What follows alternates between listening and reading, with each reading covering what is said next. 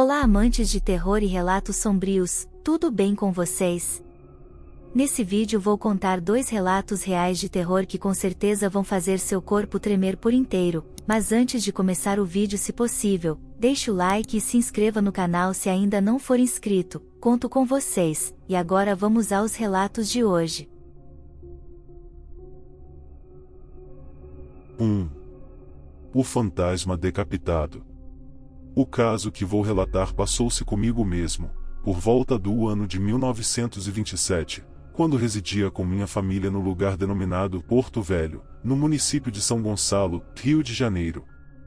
Meu pai, Manuel Fogaça, possuía ali uma indústria, na qual juntos trabalhávamos. Certa vez, numa quinta-feira, fui dar um passeio até a Ponte das Barcas, em Niterói e, ali chegando, resolvi ir a uma sessão no Cinema Royal, hoje demolido.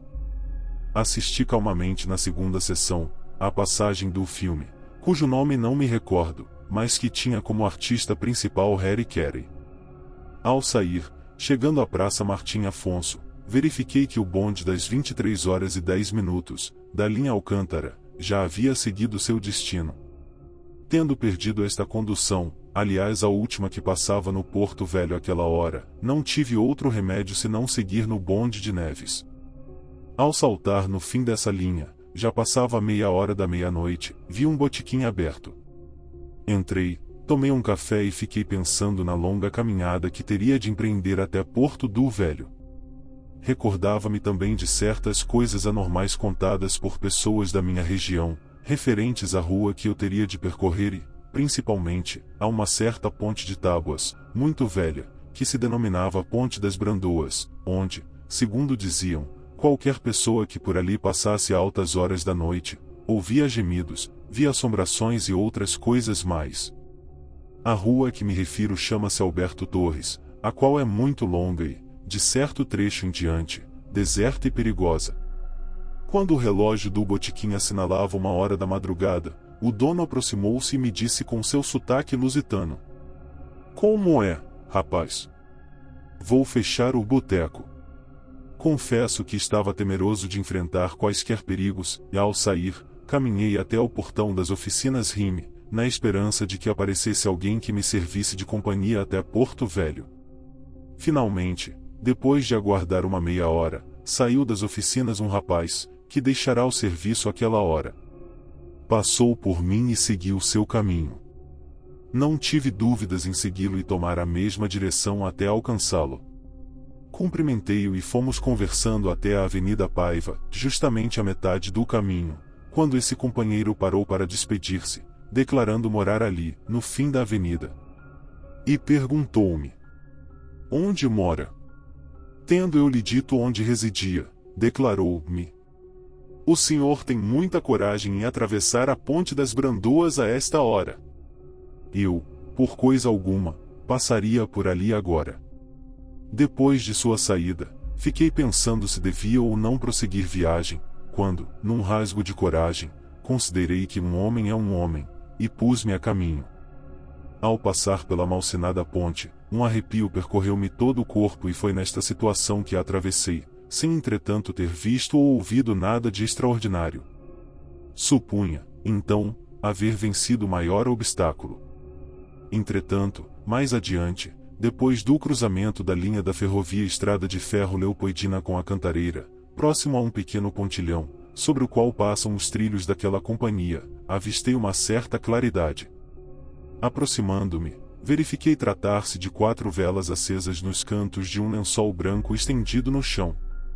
Ao lado, de pé, olhando atentamente para o lençol, estava um homem alto, vestindo um longo capote preto que lhe ia até os pés e trazendo à cabeça um grande chapéu da mesma cor. Ao ver aquele quadro, o que mais me impressionou foi observar que o homem mais parecia uma múmia, imóvel como estátua.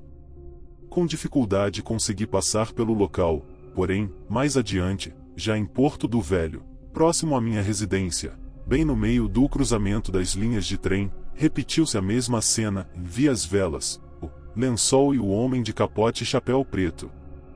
Ao enfrentar aquele quadro em tudo semelhante ao anterior, ainda mais horrorizado fiquei, mas não havia outro caminho. Fui seguindo pela extremidade oposta e ao passar pelo vulto, tentei ver a fisionomia do homem. Não consegui avistar o rosto do estranho personagem, porque o grande chapéu que usava encobria metade de sua cabeça. Logo que consegui me distanciar daquele sinistro local, ouvi uma voz chamar-me e caí na tolice de olhar para trás. Bem próximo de mim estava o tal homem com o chapéu numa das mãos, e uma vela na outra, mas sem cabeça. Ao ver tão horripilante figura, corri desabaladamente em direção à minha casa, ouvindo na minha retaguarda repetidas gargalhadas e longos assobios. Cheguei em casa, metendo os pés na porta da sala de jantar, que minha mãe sempre deixava escorada com uma cadeira, para que eu, ao chegar, não perturbasse o sono dos demais, e fazendo uma barulhada infernal, caí desacordado sobre o assoalho. Meus pais e irmãos, despertados pelo acontecido, me acudiram para ver o que acontecerá comigo e me socorreram. Só depois de recuperar os sentidos, ainda cheio de pavor, pude lhes contar o sucedido. Na manhã do dia seguinte, ainda com os nervos abalados, fui, por curiosidade, verificar os lugares por onde havia passado na véspera, para ver se existia algum indício anormal. Nenhum vestígio de cera das velas, nada que relembrasse o que eu havia visto com meus próprios olhos. Todavia, no pontilhão, já rodeado por muitas pessoas, jazia o cadáver de um homem que o trem da Companhia Leopoldina apanhara naquela noite. O corpo estava coberto com um lençol branco, colocado por pessoas caridosas, logo após o desastre. Minha curiosidade fez com que me aproximasse e levantasse o lençol. Assombrado, verifiquei que ali estava um corpo com a cabeça esmigalhada. Tratava-se de um homem alto, trajando roupa e capote pretos, tendo ao lado um grande chapéu, também preto. 2. O espectro de Sansão. Existem fatos e acontecimentos que marcam a vida de uma pessoa, e somente tempos depois você relacionará a causa ao efeito. Aconteceram comigo tais fatos, os quais se impuseram à minha vida de tal forma, que eu soube imediatamente a causa, e hoje meu fardo é enorme, com o peso das lembranças que carrego, vindas de uma fase ao mesmo tempo alegre e insana de minha existência. Éramos recém-casados e felizes. Minha esposa Ana vinha de uma família distante, e raras vezes víamos seus parentes. Tendo somente a mim, Ana, com sua beleza exótica, partilhava comigo um certo pendor pela solidão. Adorava animais, particularmente cães. Para ser sincero, confesso que sofria muito com o pensamento de despender parte da minha energia com um ente racional, mas era plenamente solidário à sua devoção, e invariavelmente terminava por me afeiçoar aos bichos. Houve um dos animais que era especialmente objeto dos afetos de minha esposa. Era de porte pequeno, com pedigree, olhar esbugalhado, muito inteligente, tu quanto pode ser um cão, ao qual foi dado o nome de Sansão. Onde Ana estivesse, Sansão também estaria, silencioso, dependente, carente, mas principalmente obediente, e talvez esse fosse o motivo do carinho com o qual ela o tratava. Durante o dia, na minha ausência, e à noite, nas horas em que sozinha, ela costurava no andar térreo do sobrado, Sansão era sua preciosa companhia. Esclareço agora um ponto importante. Ana sempre tivera visões. Sim, por algum viés psicológico, que eu nunca cheguei a entender perfeitamente, apesar de às vezes ter estremecido de pavor, ela possuía esse poder. Quantas vezes eu, quase adormecido, despertava apavorado com os gritos vindos da sala de costura, e ao correr desesperado pelo longo corredor para socorrê-la, surpreendia-me com a calma com que ela descrevia o que havia visto. Eram vultos de branco que se dissipavam inesperadamente, homens inescrutáveis vestidos com ternos escuros, que em segundos viravam as costas e desapareciam, crianças pálidas que em grupo atravessavam correndo o espaço abaixo da escadaria em direção a lugar nenhum, coisas terríveis assim, que felizmente diminuíam à medida que nosso amor aumentava. Ana tinha poucas amigas, adorava ficar em casa, e eu, ocupado com os negócios 12 horas por dia, agradecia o fato de ter em casa um cão que diminuía a solidão de minha amada. À noite, quando eu chegava a casa, no afã de sentir no corpo e na alma todo o calor de um lar feliz, encontrava Sansão me esperando na entrada, e ambos corríamos para Ana. Eu a amava muito, e bastávamos-nos a nós mesmos, mas a vida não perdoa eternamente tal exclusivismo, e então tudo mudou. Havia na vizinhança uma residência antiga, cujos proprietários mudaram-se, e o novo dono a demolira. O terreno era grande, e o entulho acumulado logo se tornou abrigo e nascedouro de ratos.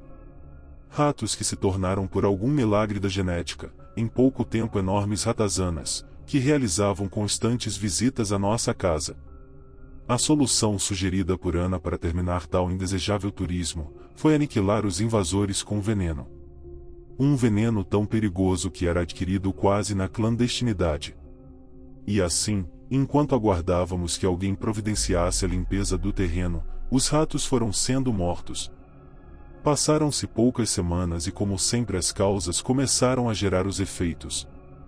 Assim, em uma tarde morna de domingo, enquanto eu estava no andar de cima, entretido com meus documentos, um grito lancinante ecoou pela casa, e ao descer, apavorado, deparei com Sansão já estendido no solo da varanda, estremecendo em convulsões, e Ana ao seu lado, chorando desesperadamente. Mais tarde, olhando para Ana como se a estivesse vendo pela primeira vez, escutei sua voz entrecortada relatar o que ocorrerá. Ao preparar o terrível veneno, ela esquecera a isca já pronta no chão do nessa hora já escuro quintal, e Sansão simplesmente a ingerira. Acredito piamente que um destino cósmico une todas as forças vivas do universo, e quando um ser que consideramos inferior, mas que é muito querido, abandona esse mundo, é um fragmento precioso de nossa alma que devolvemos ao infinito. Assim, enterramos Sansão no dia seguinte em um local especial do quintal de nossa casa, e Ana demorou a se conformar, até remover de seu cérebro o fantasma insone do remorso. A vida continuou. Pensamos em ter novamente um cão da mesma raça, mas nunca chegamos a realizar esse desejo. Novamente vivíamos felizes. Ana não mais falava das suas aparições, que eu acreditava já fazendo parte de um passado sombrio, mas após aproximadamente um ano novamente nosso imperecível karma se manifestou, inesperado e terrível.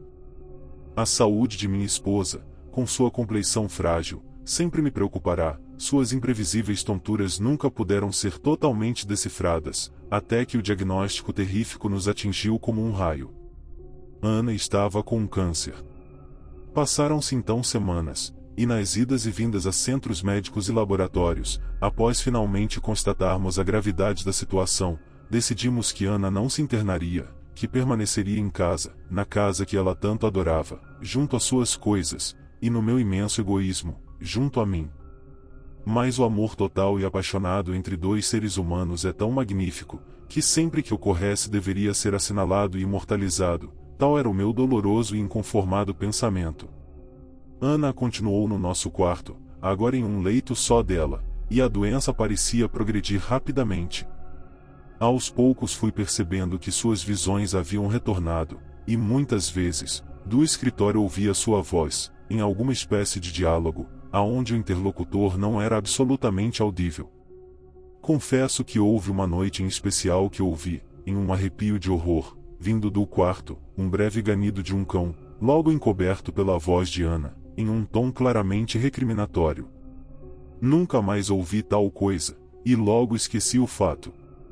Foi então contratada uma acompanhante, Clara, uma jovem simpática e prestativa, olhos negros e perscrutadores, e então uma empatia imediata, tanto quanto possível em tal situação, surgiu entre ela e Ana. Clara realmente amava Ana como se fosse sua irmã mais velha, se não sua mãe, e estava logo totalmente seduzida pelo carisma inegável de minha esposa, agora quase delirante. Se poderia dizer que um estranho vínculo de submissão e indulgência nasceu e crescia célere entre as duas mulheres. Então, dos castelos sombrios da velha Inglaterra, dos penhascos inabitáveis que circundavam certa mansão na Romênia, do fundo escuro de um tenebroso e visitado lago na Escócia, de nenhum lugar medonho e tenebroso que pudesse algum dia existir, não poderia vir a neblina espessa e inefável que em uma noite chuvosa de sexta-feira se abateu sobre nosso outrora feliz lar. Naquela ocasião eu estava no escritório, quando já noite adentro ouvi um contínuo e indecifrável ruído no quintal, o qual eu podia vislumbrar por inteiro pela janela, apesar da espessa escuridão dominante. Após algumas inúteis tentativas de localizar a fonte do ruído, e como esse após algum tempo tivesse finalmente cessado, voltei a meu trabalho, mas não demorou muito para a tempestade que para sempre deixou seus escombros na minha mente, desabasse sobre nossa casa. Os passos nervosos e inconfundíveis de Clara fizeram-se ouvir no vão da escada e eu previsivelmente aguardei sua silhueta surgir à porta, porém um sobressalto subliminar percorreu minha mente, ao ouvir o arfar descontrolado de sua respiração que se aproximava. Hoje e sempre, quando conto essa história, numa catarse interminável, ainda estremeço quando relembro a visão terrível que ante mim se apresentou naquele horrível momento. O olhar esgazeado, o corpo rígido, as mãos trêmulas acenando para mim, a boca espumante balbuciando coisas interditas, ali estava Clara, ou o que antes era Clara, o mesmo corpo, porém mergulhado em uma dimensão fantástica, expondo um pavor infinito em cada átomo seu. Pus-me de pé imediatamente, tomado por um medo irresistível, desconhecido, osmótico, e assim que ela viu que eu estava pronto, deu meia volta e cambaleante desceu as escadas, sem que não antes se virasse para verificar se estava sendo seguida. A sala estava escura, o longo corredor exibia à frente do nosso quarto uma réstia luminosa que atravessava a porta que guardava o leito de Ana. Clara estancou aí, olhando para mim e para o quarto, com a mesma aparência fantasmagórica.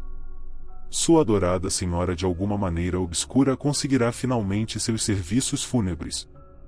Corri para o quarto empurrando a serviçal para o lado, e o que vi naquela sinistra noite, naquele ambiente agora impregnado por um odor sepulcral, através das brumas misteriosas dos segredos inconfessáveis da morte, o que vi naquele instante até hoje está gravado nas profundezas das minhas células, e nas raízes agora encanecidas de todos os meus pelos. Ana estava morta. Seu aspecto era inconfundível, eu que a conheci em todas as fases de sua curta vida adulta. Seus olhos abertos e estáticos exibiam uma ternura desconhecida para mim, e o macabro objeto de sua atenção jazia a seu lado, estendido nos fartos e alvos lençóis. De alguma maneira Clara soubera que seria a última noite de Ana, e de alguma maneira conseguirá realizar seu último desejo. O esqueleto de um pequeno animal, ainda coberto de farrapos de carne corrompida, se aninhava sob um dos braços estendidos de minha amada Ana. Entendi de repente a origem do espantoso som que tanto me intrigara. Era Clara escavando a terra úmida do quintal, na escuridão da noite e na garoa fria, buscando frenética o troféu que demonstraria a sua ama sua total submissão, sua total admiração, diretamente da cova para a dona, o corpo querido, arruinado e putrefato de Sansão. E aí, amantes de histórias sombrias, gostaram dos relatos de hoje? Algo parecido já aconteceu com vocês? Antes de falar a palavra secreta, queria lembrar vocês de se inscreverem no canal se ainda não forem inscritos. E também não esqueçam de deixar o like. A palavra secreta de hoje é espectro. Vejo vocês amanhã para mais relatos perturbadores. Até logo!